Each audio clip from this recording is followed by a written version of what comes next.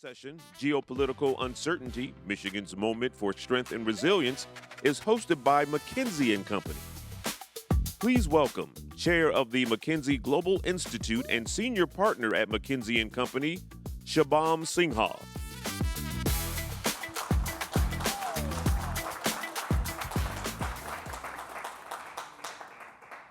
Welcome.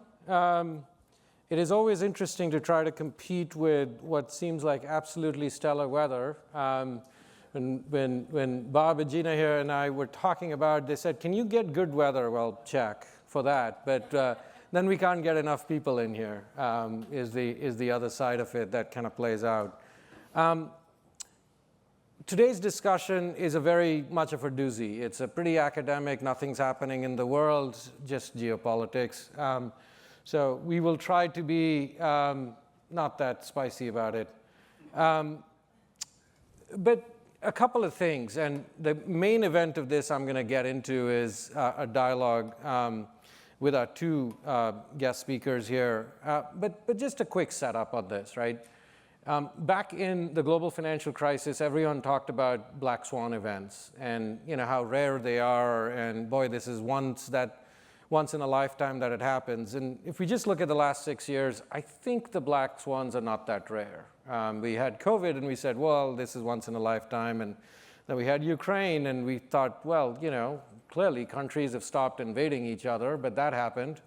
And then, we've had a change in the global trade order and we've had a war in the Middle East. So, we're sort of clocking along. And really, kind of the question then, and the discussion that we'll have is, when we talk to a lot of folks, they say, what do you think is going to happen? When do we get to certainty? I don't know. Nobody knows. But what is true in these times is, if black swans are not that rare, what really matters is adaptability. It's the old Charles Darwin, right? It's the most adaptable species that survives, not the strongest. And I think that becomes an important part, and therefore the theme for Michigan that we'll talk about. You can look at all these charts for those that do like the academic views. The uncertainty indeed is higher if you just look at the economic uncertainty index. But at the same time, as this is happening and all the changes are playing out, it's a more complex world. Lots of folks talked about maybe we will localize, maybe we will just regionalize, and that's not true. It's a pretty connected world. If we look at from 2019 and we look at today, the connections are significant and important, particularly because we can go on and on about those connections, but it's particularly important to us in Michigan. I live here.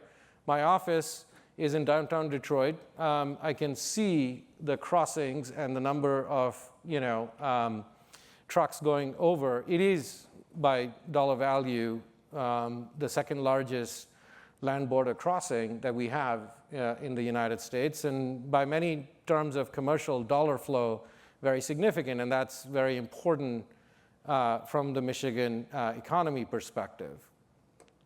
If you also look at it, there is a lot of flow that is happening. So what's happened in the last 3 years, if you look at it, since 2022, maybe 4 years now, the United States has become one of the largest destination for foreign direct investment.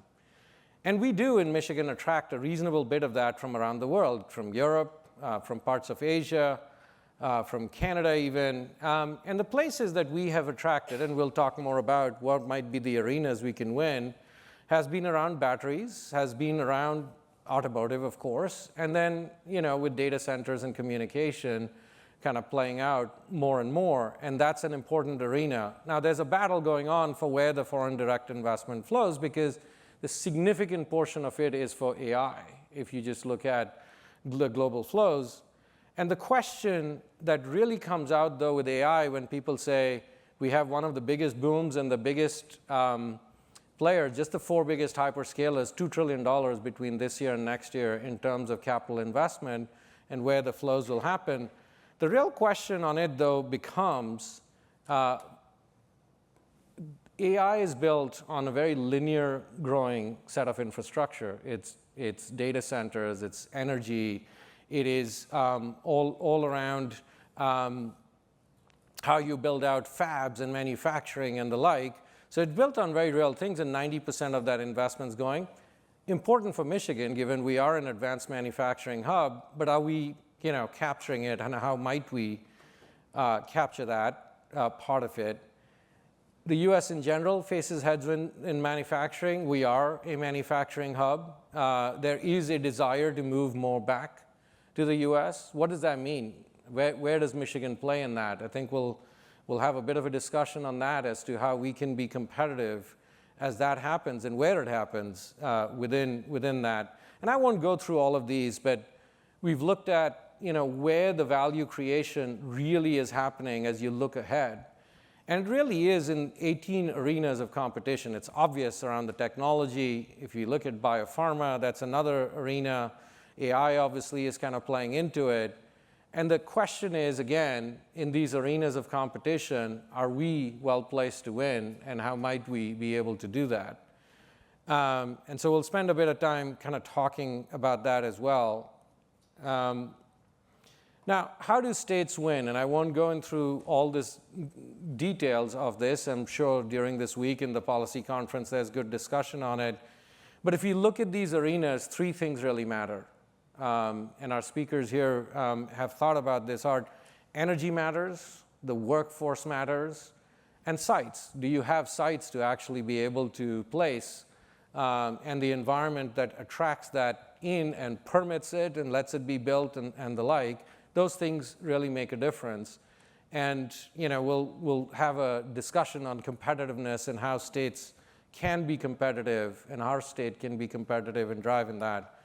So the real question for our discussion today is around, where does Michigan go from here? If that's what's roughly playing out in the world and playing out in the United States, how do we get competitive, and how do we kind of tap into that growth? Because we have a lot of endowments in the state, but one could argue we haven't quite punched at our weight for the last many years. And how do we really kind of do that is an interesting conversation, because the flip side of uncertainty is opportunity that exists to actually change the odds, and can we do that? So to be able to do that, rather than listen to me, there are a couple of colleagues here who are absolutely amazing and have not only thought about, but led our nation on these arenas.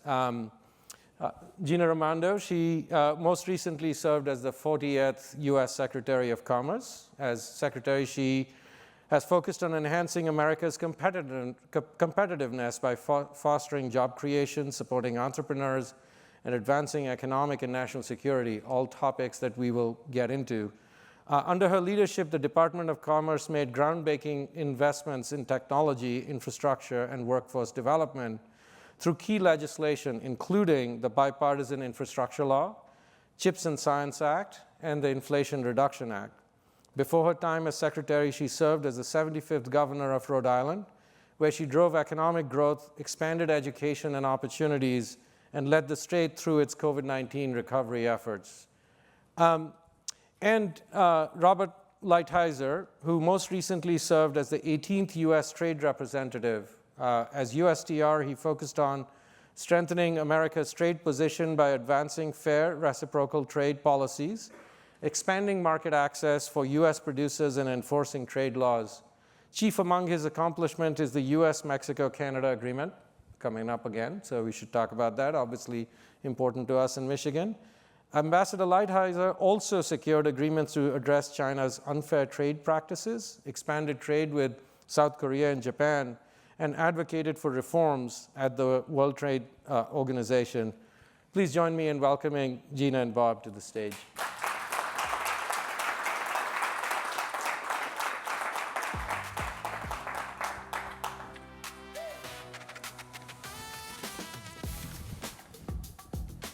All right. And by the way, I think the group is small enough that after I get through a few of these questions, if folks have questions, please feel free to raise your hand, and we'll invite you in.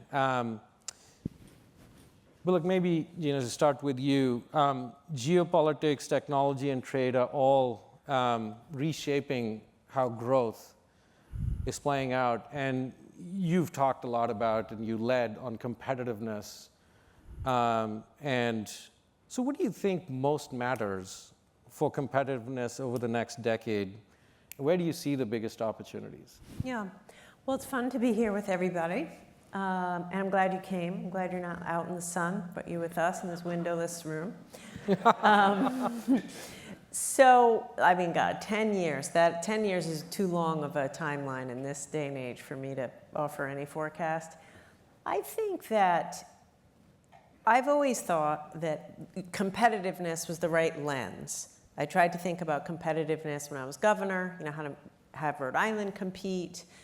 When I took office, it did not do that. We had the highest unemployment rate in the country. That's not competing well.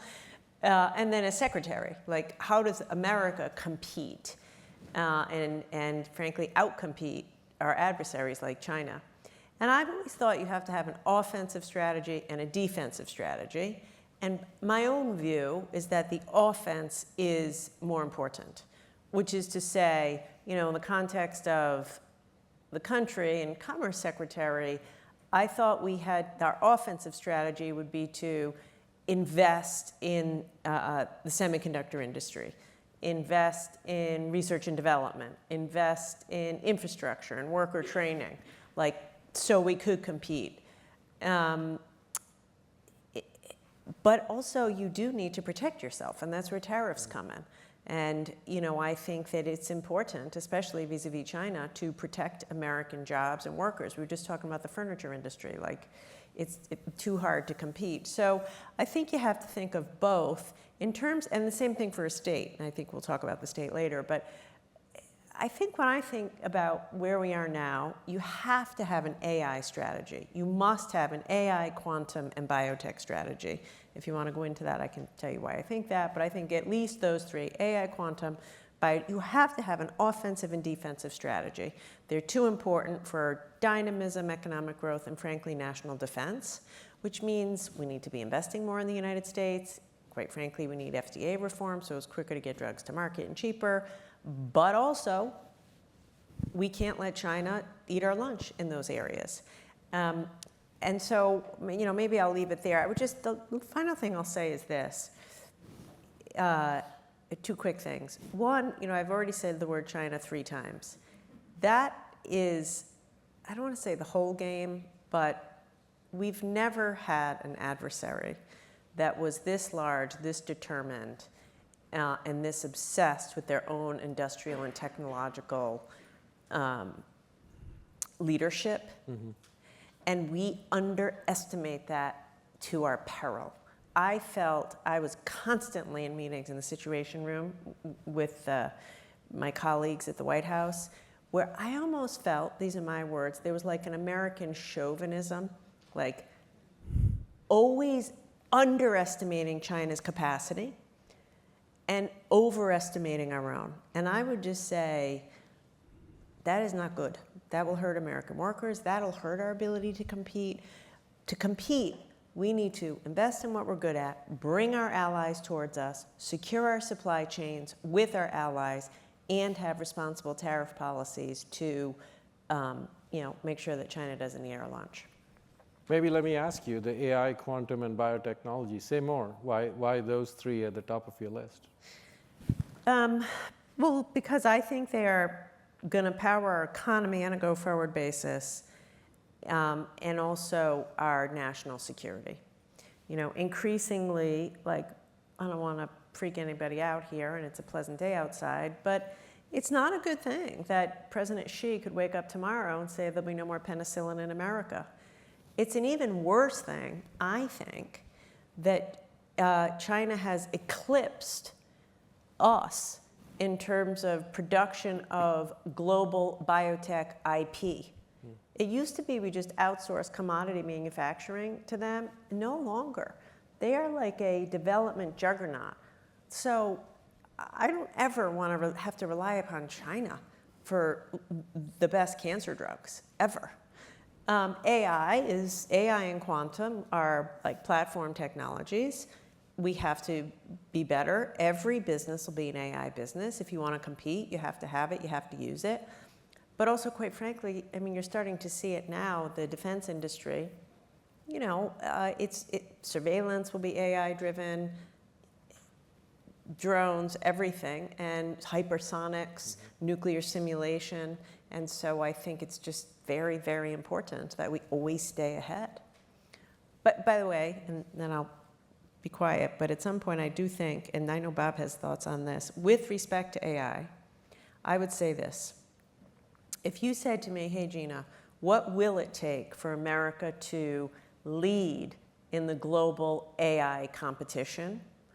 I would say we need a tech strategy to have the best chips, the best models, plentiful energy, et cetera. But we also need a people strategy.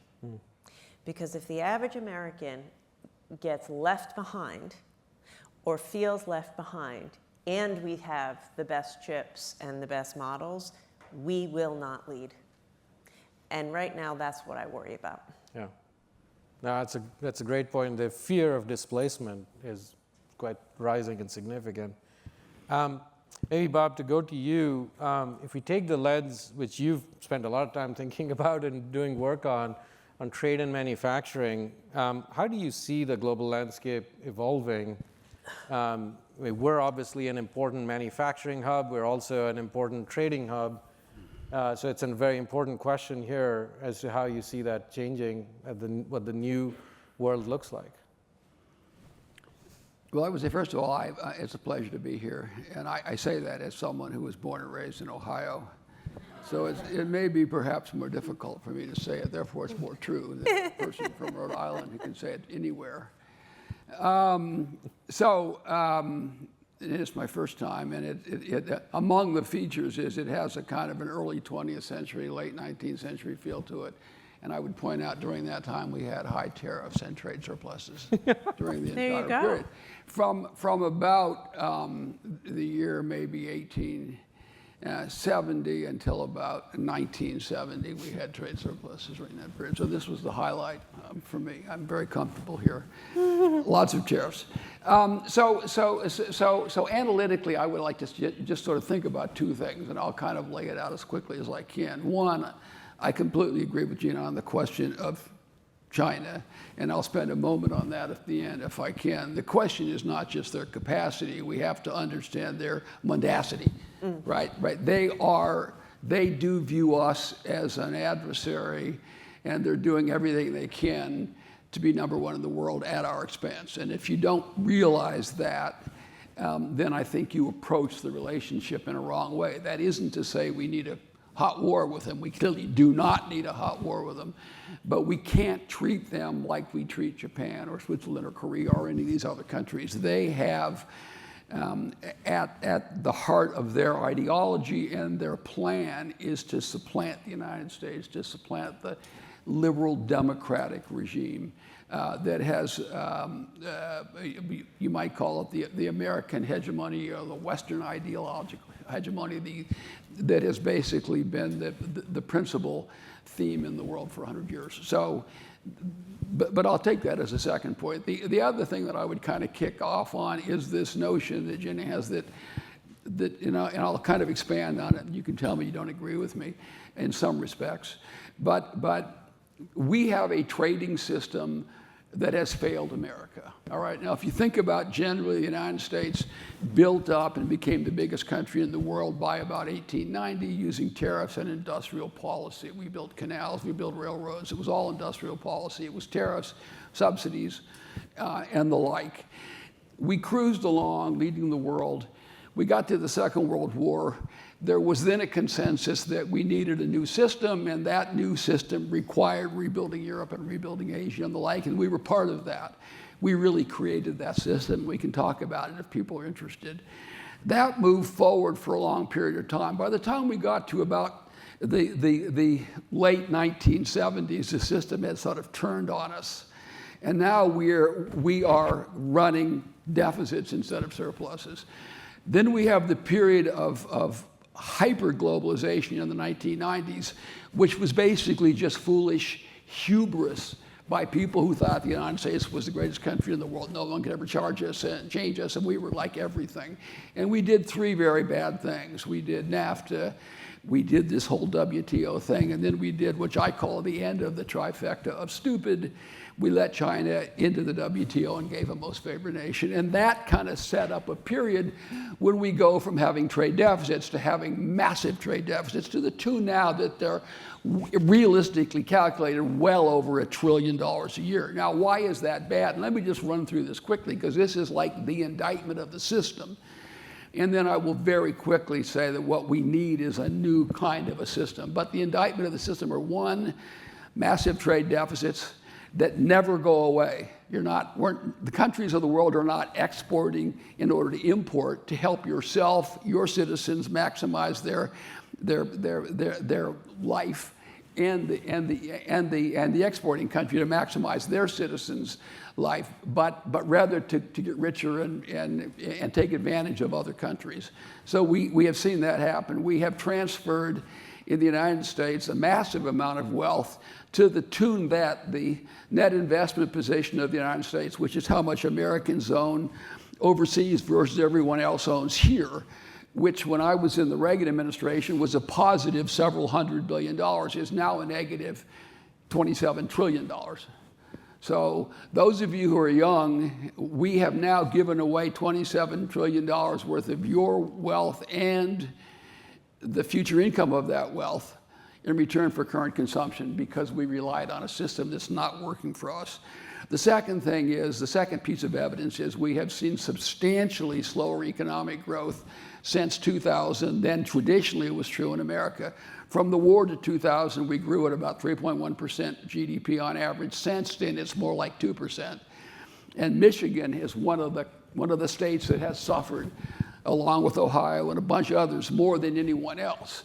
Since 2000, Michigan has had 2 years of plus 3% GDP growth, and one of them was COVID, which doesn't really count. The whole country's only had 3.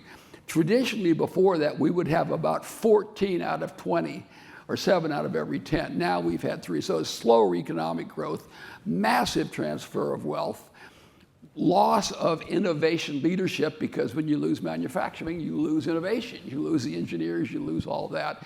But most importantly, and this is something that Gina mentioned, the effects on our working class people has been massive. And our working class people, those without a college degree, would be like a proxy for that group, have seen lost jobs, wages stagnation, and all the basic outcomes that are really troubling for a democracy.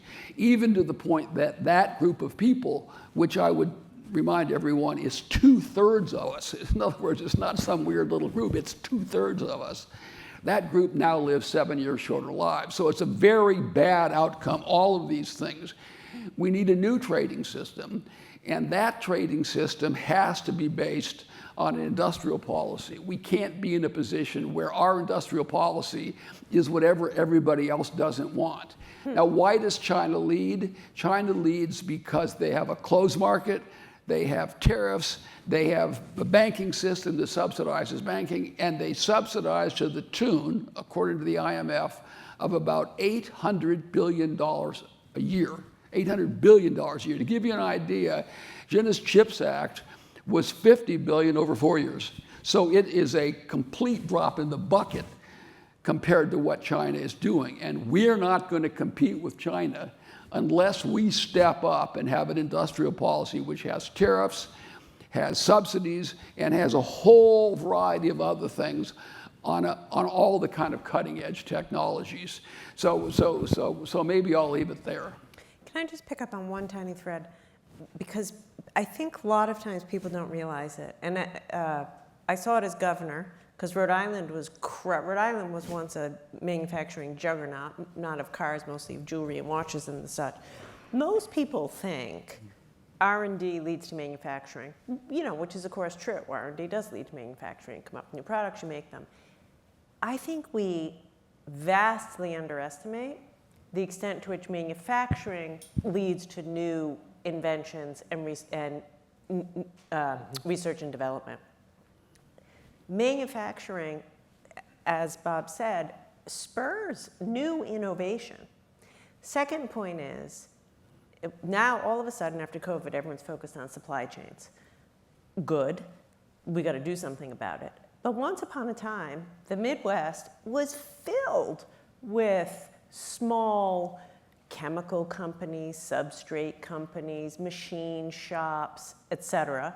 When you lose the manufacturing base, you also lose, I think, I don't know the exact number, but something like a third of small and medium-sized manufacturing companies, left in a short period of time. So again, it's jobs, but honestly, it's also capacity. Go try to hire a machinist. Go try to hire an engineer for manufacturing. When I recruited TSMC to make chips in Arizona, they're like pulling their hair out because they can't believe how few American, technically capable to make things electrical engineers there are. They would say, and I don't want to disparage any individual school, but insert your favorite fancy school, they're like, we don't want that. We need people who can actually make something. So I just underscore the point that you made because I think people don't really understand it. Yeah, so this is interesting. This has been one of my pet peeves forever. I was once this is back when Bloomberg was mayor, so 100 years ago, and you were just out of law school trying to find your first job. You didn't have any trouble finding your first job, but you were in your first job. And I was before Ways and Means Committee, and Charlie Rangel was chairman. Remember our great, I love Charlie Rangel. So we were having a debate, me and Bloomberg, and I had been deputy USTR, so I had some credential. And his view was we have to spend more money on educating to get more engineers. And I said, no, the problem is we need to generate more manufacturing. You will then get the engineers. And the proof I gave was, I said, if there was an actual shortage of engineers, the price of engineers would go up. But the price of engineers isn't going up because you're losing manufacturing. Now, things are a little bit different now because of the kind of computer engineers have kind of changed that form. But this question of whether manufacturing leads to engineers and innovation, or innovation, invented in Cupertino, assembled in China, if that kind of notion is right. So I'm sitting having this debate. This is now years later when I'm in government. I'm having it with my staff. And I said, I'll tell you what we'll do, and you can do this. I said, let's call Elon Musk. He's invented the greatest companies in the world. Let's ask him. I called him and I said, now, does manufacturing lead to engineers, or do engineers lead to manufacturing? He said, manufacturing leads to invention and engineers. Of course, it's not even close. Yeah. If you're not manufacturing, you're not innovating, period, full stop. And China understands that. And that's why they spend billions of dollars a year to get the manufacturing to create the ecosystem. Now, in the United States, about 80% of engineers are employed by manufacturing. You lose manufacturing, what do those people do? Right? This is like 80% of our engineers are in there, and you could go through a whole super STEM, more in manufacturing than any other sector, even more interestingly than healthcare. So we need more manufacturing, and very few places have suffered like Michigan, as the secretary says. And I'll give you just 2 data points on that. China entered the WTO in 2001. We gave them most favored nation permanently in 2000. If you compare Michigan's median, the household income of the person of the family in the middle, all right, household income median, the one in the middle, not the average, that household made more money in real terms in 1999 than last year. The high water mark was, and in terms of non-farm employment in this state, that was the high water mark. And it's tough. So if you think of what's happened to your state in this 25 years, it is exactly the model of the victim of industrial policy by other countries, China #1, but Japan, Germany to a lesser extent, and a government policy that let it happen. That's interesting, Bob, because I moved to the state in '99, so thank you for that stat. That made me feel real nice about the trajectory. Maybe that was the problem. Maybe that it was the wasn't problem. China at all. There you go. Maybe it was you. I know, and I'm a mechanical engineer to boot, but but you both have mentioned industrial policy, so let's kind of go there, right? I mean, you clearly led with that with Chips and Science Act, the infrastructure bill. I mean, you're trying to kind of move the needle. Bob, you talked about it and given that view. So it's across administrations, we've had this view where in general, it was almost like a bad word in the United States to say industrial policy, really? We're going to have one? How does Michigan kind of think about, how do the business leaders, policy leaders here think about engaging with that in a way that the state can actually build that competitiveness for the future? How should they participate? You know? First of all, a few things. As the ambassador said, China does it all day, every day. You talk about Elon Musk and Tesla. I don't know if you've ever been in a BYD car. It's a beautiful car, okay? China's EVs are beautiful. They're tech-enabled, and they're cheap. It's not necessarily because they're so much better than we are. It is massively subsidized by the Chinese government. And thank God we don't allow them to be sold in America, or they should be tariffed to up the wazoo.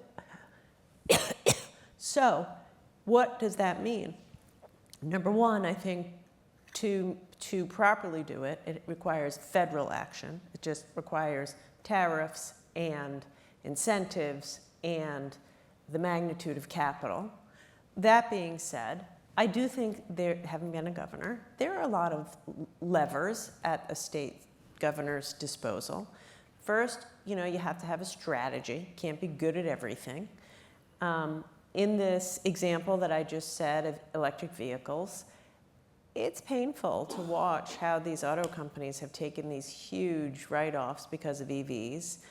It would have been good if we had a federal subsidy. I do think that magnitude is required. But anyway, we got to bring the cost down. The battery cost has to come down. Okay, so some subsidies to help to bring the cost down. Other, arrangements where we can get the parts to create the batteries, like some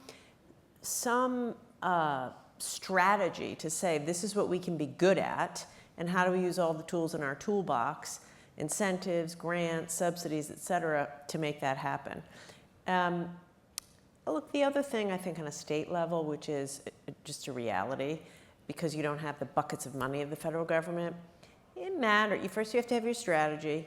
You have to say, this is what we're going to go for. This is what we're not going to try for. You have to point all the tools at that, all your investments, all your infrastructure, your higher education system, your tax credits, your subsidies, everything, boom. But the reputation matters, yeah? Having a reputation, I'm not saying you do, but a state that has a reputation of having high energy costs, high labor costs, high tax costs, lots of friction, hard to do business, no permitting reform, that's tough. So you gotta, once again, throw everything you have at every one of those levers to make your state hospitable to business. And why do I say that? Because I inherited a state that had sky-high unemployment, sky-high energy, just everything you can imagine. And it certainly wasn't perfect after my 6.5 years, but it made a difference. It did make a difference. Our reputation was different. We went from having zero development, really, the year before I started, to having a lot of development. It's you got to get a flywheel going. And so I think that's what governors, I think, have to focus on. So let me address that for a second too. We have to think about it in the case of Michigan or a similar state. One, what do we do in terms of national policy? And in that, the political leaders of the state in Washington have to propose and push an industrial policy for America. And we all know what that is and what the pieces of it are. and then make sure that they get their piece, right? And that's probably more important than anything else. An important part of that is, in my judgment, tariffs, for example. Tariffs will cost some Michigan businesses. If you think of Michigan as if it were a country, Michigan is a big exporting state, right? We export here $60 billion. These are all, who knows how accurate these numbers are. If you look at imports, Michigan imports like $160 billion. So any way you look at it, you're leaving far more on the table. We need a national industrial policy, and then Michigan needs its people to get its share of it. So that's the first thing. The second thing is, on the state level, now what you're doing is you're competing with other states, right? So now you have to get better than other states. And that means lower taxes. It means lower regulation. You just got to cut regulation. You just have to cut regulation. It means lower wages. That's not the area where you want to compete, in my judgment. The purpose of economic policy is to raise wages, not to lower wages. So I would definitely not compete on that area. I would do it on regulation, subsidies, and I think general reputation and these kinds of things will follow if you do that kinds of stuff. But the objective has to be, and the objective of economic policy has to be, number one, national defense, but number two, economic growth, spreading the wealth to the 65 or 70% of the people in the middle. So you definitely don't want to compete, I would suggest, on this area of wages. That's exactly the opposite of what we want as an industrial policy in a healthy country and in a healthy state. Any questions that folks have? I've got a few more that I can keep running, but would love to open it up if anyone had a question to ask. So, you say that we need more manufacturing in the U.S., and I'm a full proponent for that, just because I own a factory with hundreds of employees in Michigan. But the challenge that I'm seeing is that for every American worker, there's 4.4 Chinese workers. And if I pay my workers $135,000, I can pay a Chinese worker $25,000. And so when I look at those macro dynamics, I'm thinking the math ain't mathing. And I love what you guys are saying, like there needs to be strong subsidies to generate, to cheapen my cost of capital or to cheapen my overhead costs so that then I can flow that through to the end user or the terminal buyer. But talk to me about how, and you've kind of answered it, but have you thought about things like a tax credit if I'm selling my product out of state, I get an in-state tax credit, or things, kind of creative things of that nature, because I gotta be honest with you, like the last 2 days here has been like the worst advertisement for doing something in Michigan. Mm-hmm.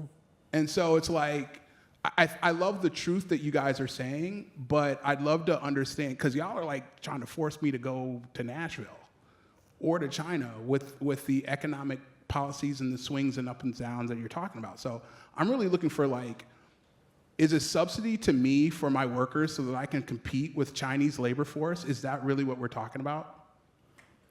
So the question becomes, what's the purpose of economic policy? In times of scarcity and during the beginning period of the development of this pseudoscience, I would say, but of economics, it was basically a science of scarcity, and the purpose was maximizing production and optimizing prices.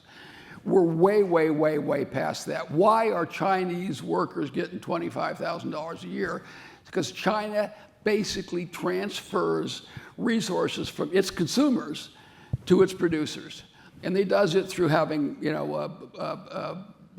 manipulating its currency, right? Taxes, subsidies, a banking system, labor laws that don't allow them to organize, all these kinds of things. So I say all that because when we sit back and look at it, you can't compete. You can't compete against that.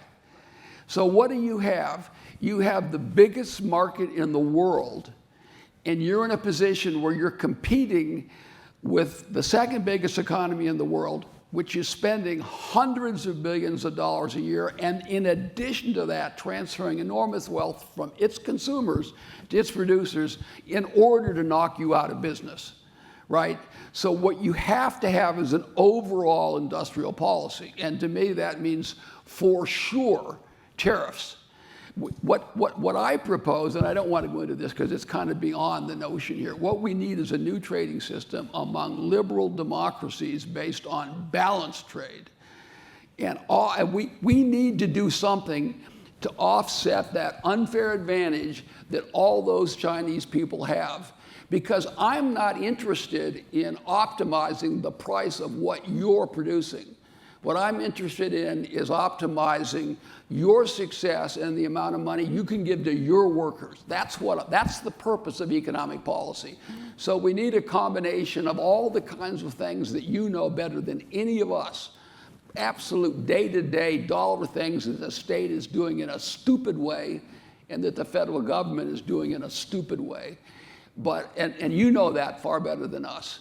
But what we know we need to do is offset the unfair advantage that China has. We need to then, at least in appropriate circumstances, give subsidies so that we can compete, not with everything, not across the board, overall tariffs across the board in my judgment, but on specific areas we need an industrial policy that favors certain sectors that we can't afford to lose in. Yeah. And to me, we really have to rethink this notion that we're in the Wild West and the markets will determine it. That is all balderdash. It's complete nonsense. That only makes sense if everyone else is doing it. No one else is doing it. It's like us and the British. And they're, if you've been to Britain recently, don't go. I mean, I'm telling you right now, we have to totally rethink the way we do this. And we're talking about these cars, this BYD car. Why is it so cheap? They have a currency that's half the value. They have free land for their factories. They have free equipment for their factories. They have loans at 0 rate. Do you want to borrow at 0 rate? Do you want a free factory land? Yeah. Do you want free equipment? Look at Foxconn. Read Apple in China and see how China was this great miracle in the Apple. Yeah, they were a miracle. They had, Foxconn had free land, intentionally cheap labor, free equipment, and a domestic market where there was no competition. How would you like that? Could you do okay on that? Yeah. So just a few thoughts. So I am not an expert in Michigan policy. Let me just say that right here. It has to be done at the federal level, no doubt about it. But there are things a state can do.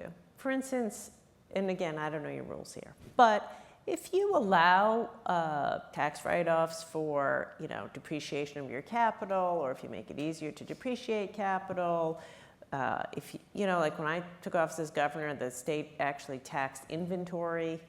There's a whole bunch of stuff that a state can do to just take down the cost for you of manufacturing. You'll still not compete with China, okay? As I said, that's why we need tariffs. That's why we need federal policy. But you were saying about, here versus Nashville. There are things your state can do to encourage you to automate, to have the capital, make it easier to get the capital equipment to automate, to provide, make it easier in certain ways for you to hire people, et cetera. And I think the state has to have a strategy to do that. With something you said that people I don't think realize, my own view, like I said before, underestimate China at your peril. Like, we need to have a massive dose of humility and reality when we deal with China. And we're just not big enough to take them on our own, is my own view. Which means Europe's got to be on our team. And right now, they're not. Right? And it's, in my judgment, dumb that they're not. Because look at Germany. You think you're having trouble competing with China. At least, we block. We don't sell Chinese cars here. We do have some tariffs. Germany's industrial base is getting crushed by cheap Chinese imports. This administration hurt Europe's feelings, fine. So Europe's response is to cozy up to China. Very stupid. Europe, the United States, we, like you say, a trading bloc of liberal democracies. I don't want to live in China. He said you could do better in China. You don't want to live in China. I don't know you, but I know you like your freedom. You like your freedom. You don't want a guy from the PLA someday knocking on your door and say, oh, that's a nice group of staff here. They're coming with me now.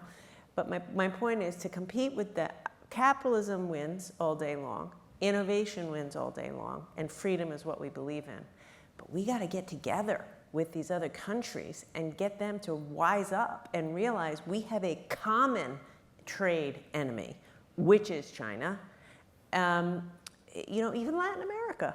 Good. I was recently in Brazil. All Chinese cars all over the place. It's just doesn't make sense. They should want manufacturing as well. The same reason we do, they want good jobs for their people.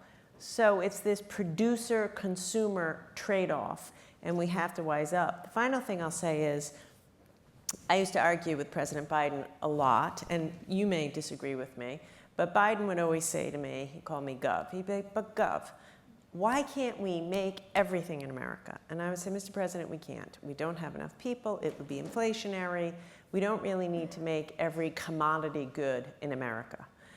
But we really need to make semiconductor chips in America. Like the AI supply chain is my obsession. The AI supply chain, okay, we did a pretty good job with the CHIPS Act, so now we're making chips in America. By the way, I have a company here called Hemlock, focused in auto chips. Were I, putting your strategy together for economic growth, I'd double down on that area because Hemlock's growing, get that ecosystem going. But my point is, what about the rest of the AI supply chain? We might make the chips in America. They all go back to Taiwan to be packaged. All the chemicals, all the substrates, go to an AI data center.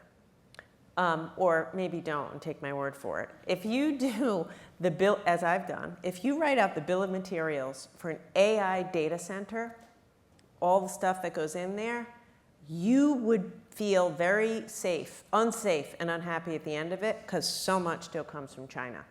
So if you believe, as I do, that we can't, make, mine, manufacture, assemble everything in the United States, you sure as hell have to have industrial strategy, inclusive of tariffs and incentives, to make the stuff we need, right? Back to biotech, quantum, and AI, and must work with our allies, because I don't see how it helps America or Europe that Germany's losing manufacturing companies every month to cheap Chinese imports. Thank you. Is one more question before I do the final one, if anyone has one. By the way, for that matter, Korea and Japan, too. Hi, Zach Loden. In response to Mr. Irving's question, you were, excuse me. Okay, thank you. Zach Loden here. In response to Mr. Irving's question, you were talking about, the ambassador was talking about free land that China has to offer, which obviously Michigan does not, maybe some of the Western states do. But one of the things we do control, obviously, is our policy around siting of major projects. So could you talk a little bit about the levers that you think states have available to them and whether federal policy has a role to play in streamlining the process of siting for critical technologies? Well, I would say, first of all, for sure it does. And you've seen some element in the current administration. I would say it's harder, and I don't want this to sound partisan because I really don't mean it to be, but it's kind of harder for a Democratic administration to be more streamlined than it is for a Republican administration, because a lot of these regulations are put in place because of pressure groups that are uniquely Democratic. So it's more difficult for them to do it. But I think you've seen a real effort on behalf of the current administration to do this, and in the prior administration. particularly to the extent it's at EPA, that's kind of the hub of the problem in those acts. So I've seen, we clearly have to do a much better job at it. We were talking before, because Shubham was making the point that this is more important, he says, and I agree with him, because this is where he really shines and where he's an expert. That speed of implementation is more important at some level than returned, because it eliminates risk of having it drag on. So, and personally, we were saying, I think the president ought to have an ombudsman for that, or a special envoy, or whatever our term of the art of the day is, who just does nothing. But you can't do it on small projects, obviously, that would get out of hand, but does nothing but speed that up. And you saw the president do it on a few highways, a few bridges, a few things like that came to him, where he's like, we have to kick this out, not in 3 years or 4 years, which it is now, but in a year or a year and a half. So we clearly have an enormous amount that we can do on that side. And if you went to China, if you went to Taiwan, it would be months, even with all their complication and all their governance at the state and provincial level. They would do it in 2 or 3 months. And the United States is lucky if it's 2 or 3 years. So I think it's a huge problem. Yeah, two thoughts. I think it's a huge problem also. And I feel like uniquely qualified to talk about this as a governor who fought this stuff, and then a secretary who fought this stuff, getting the chips factories built. A few thoughts. Extending the timeline, as the ambassador said, does increase risk. It also adds cost. I earlier mentioned the FDA. You know, it's expensive. Every month that goes by that, no offense to lawyers or consultants in here, but like every month that goes by is money. And it drives up the cost. So if you're a governor, for example, of a cash-strapped state, you should be obsessed with finding ways to make it easier and cheaper to do business in your state that don't cost you money. Yeah? And one of the best ways to do that is this streamlining that you speak of, because it makes it easier and cheaper, and it doesn't cost you money. It'll cost you political capital, especially if you're a Democrat. You piss off environmentalists, maybe piss off labor, maybe whomever. Do it the right way and have some guts and get it done. What do you want? Do you want process points or outcomes? Outcomes, I would suggest. Now, the ombudsman is a good idea. That being said, having studied this more than anyone should have to, a lot of this stuff is in laws.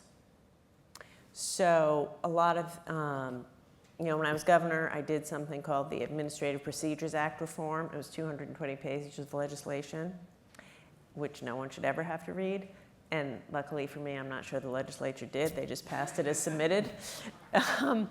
But you gotta clear out the underbrush of the laws that make it a mess. And the same is true at the federal level. The thing that I struggled with as secretary was NEPA, which is a national umbrella environmental protection. So you have your local environmental protection, the EPA, Clean Water Act, Clean Air Act, Endangered Species, all good stuff. But then if a project gets federal subsidy, like all the CHIPS projects, like your Hemlock project, there's an overlay, which is called NEPA. It takes, forget about 2 to 3 years, at least 5 years, because there's constant opportunities for, like protest and litigation. So to get it done, and that's a law, right? It's tough to just have the ombudsman. There's a congressional law.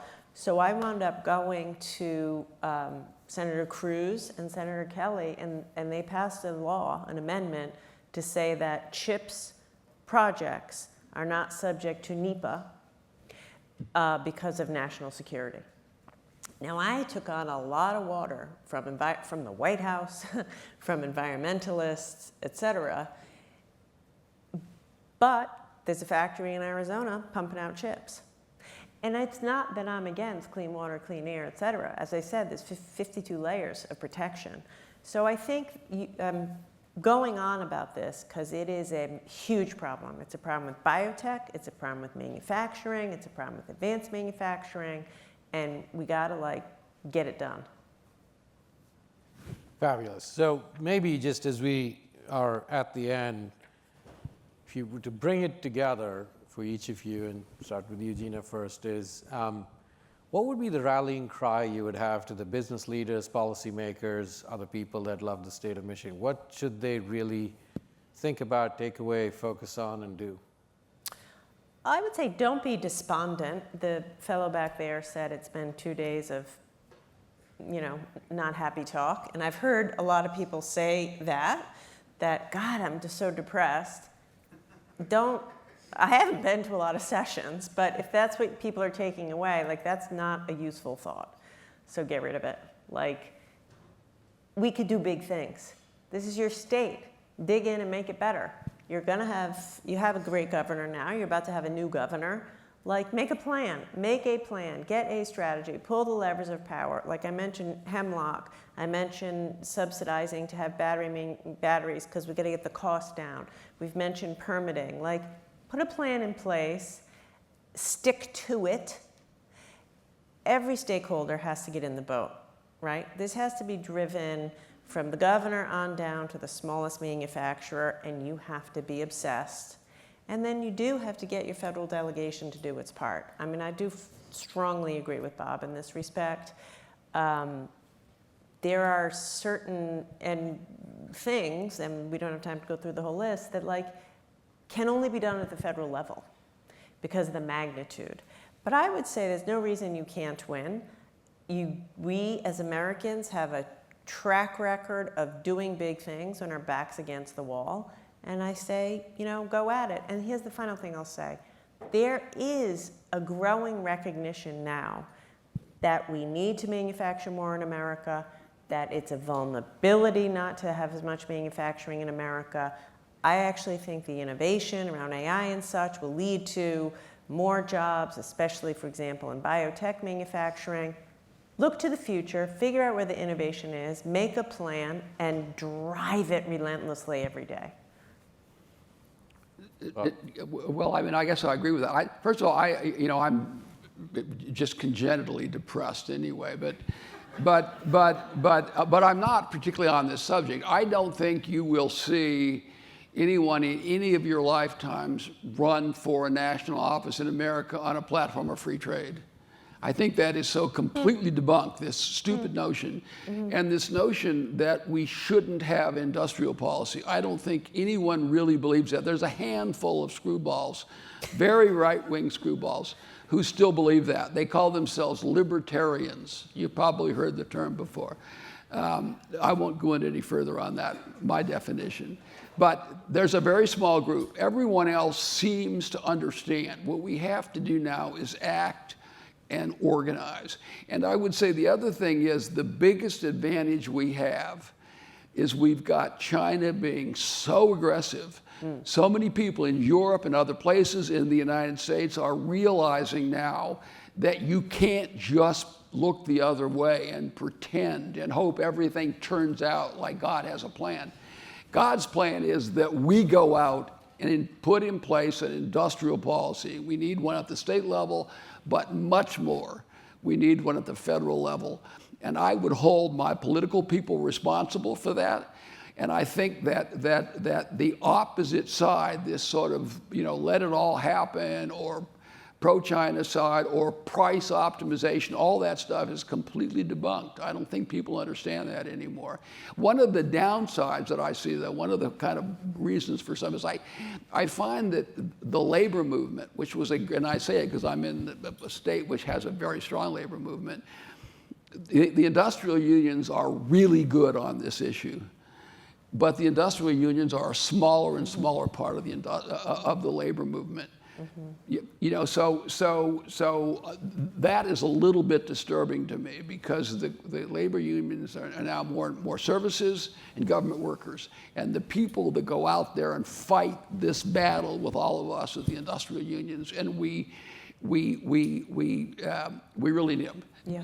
I mean, we lost Rich Trump. It was a massive loss, but we need more labor involvement in this. Yeah, it's an excellent point. When I was saying we need all stakeholders from the top to the bottom, I do think that's an excellent point, and it has declined. I would like to end by saying this, because you said you're from Ohio, and it's true, I'm from Rhode Island, but at least I root for University of Michigan because I'm married to a Wolverine, and so I think this guy roots for Ohio State, just saying. On that, there's wine and drinks in the back. We can continue that debate of Ohio State and Michigan. Good one. At that, but thank you so much, Thank you. Gina and Bob. Thank you.